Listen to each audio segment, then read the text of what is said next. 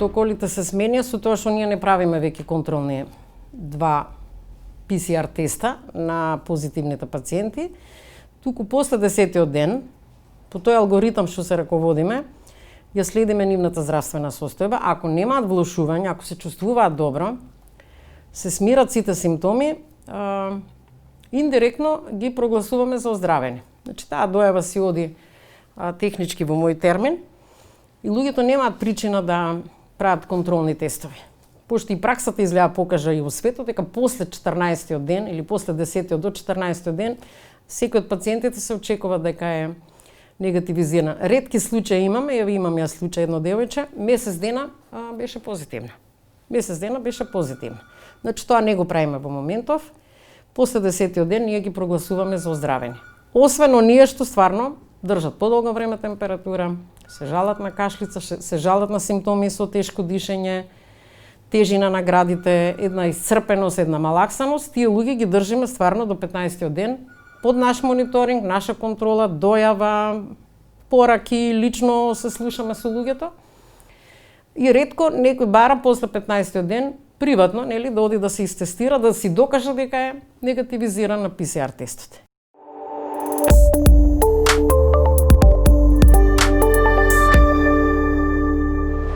Гледајќи вака од искуство од мартот наваму, и од возраста зависи, и од претходните коморбидитети или од претходните состојби на пациентите, имаме ситуации кога долго време ќе ви се пожалат на една изнемоштеност, една малаксаност, повремена главоболка. Дали тоа тешко дишење можеби е во подсвеста дека симптомот што го имале претходните недела 2 останува малце подолго време. Си бараат да провериме повторно крвни слики, брисеви, да евалуираме, да речам, дали има некои отстапувања. Верувајте, се што сум проверила до сега, лабораториски, крвните слики, ЦРП-то, брисевите се во ред. Значи, воопшто не се познава дека некој прележал COVID-19, ако вие после 2 до 3 недели му направите процена, евалуација лабораториска.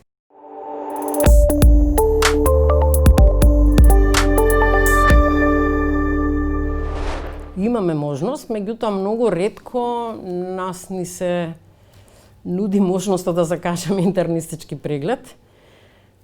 Нормално, ако начекаме термини, ќе го закажеме дотичниот пациент. Они си барат евалуација на состојбата, од ехо на срце, ЕКГ, ехо на абдомен, да се види дали има некоја последица.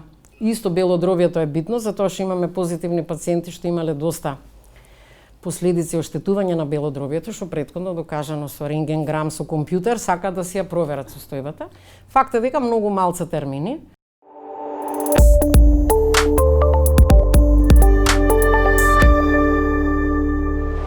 Искрена ќе бидам, наназад 2 до 3 недели, многу ретко можеме да начекаме термин фондовски, што викаме на државно. Листата ни е преголема, побарувачката за тестове е голема, некојаш објективно, оправдано, затоа што некој дома е позитивен или колега од работа е позитивен.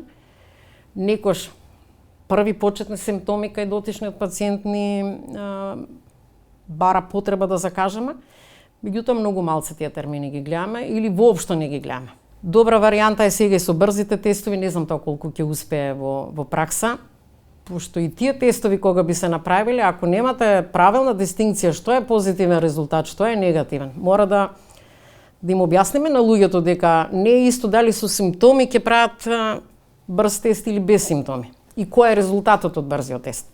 Значи PCR-от пак ќе го заслужат доста луѓе кои што позитивни се на брзиот тест, плюс ако имаат симптоми или немаат симптоми, тука дистинкција мора се направи.